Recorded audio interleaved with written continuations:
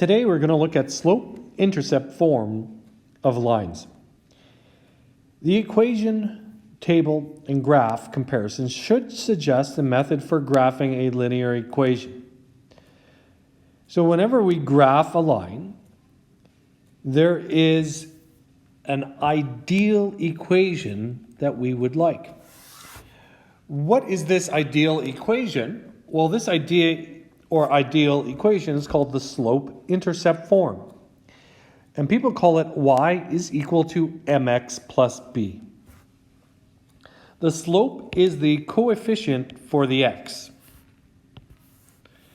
So here we now use m to represent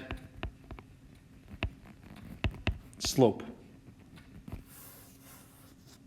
The y-intercept is a constant when the equation y is equal to mx plus b, and the y-intercept here is represented by b. So b represents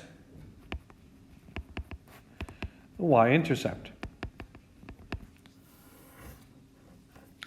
In general, an equation written in the form y is equal to mx plus b is said to be in slope-intercept form. So graphing linear equations in this form is called the slope-intercept method. But how can you recognize the slope-intercept method? Y is isolated all the way to one side. Really kind of a beautiful way to graph a line. So a graph of an equation y is equal to mx plus b. This is a straight line with slope m and y-intercept b. To graph, we simply plot the y-intercept and we use the slope to find another point. We draw a line through these 2 points, and since we're dealing with a continuous function, this function goes on without end, we have to put arrowheads at the end of it. So really, example 1, I'm just going to be picking out the slope and the y-intercept. Now remember, the slope is m, and the y-intercept is the number b. So if I go through this one, let's go look at A. Y is equal to x plus 7. So what is the number in front? Well, the coefficient in front of the x is 1. 1x we just simply write as 1. So the slope here is 1. My y-intercept is the number b, and here we can see it as 7. Moving on to B. This is a little bit easier to follow now. The coefficient in front of the x is m, slope. So what we see here is my slope is 3. This constant is my y-intercept, and my y-intercept is negative 4. So right now, what is the number in front of x? Nobody said x had to, or the slope had to be an integer, it's just the number. So it's really 2 over 3.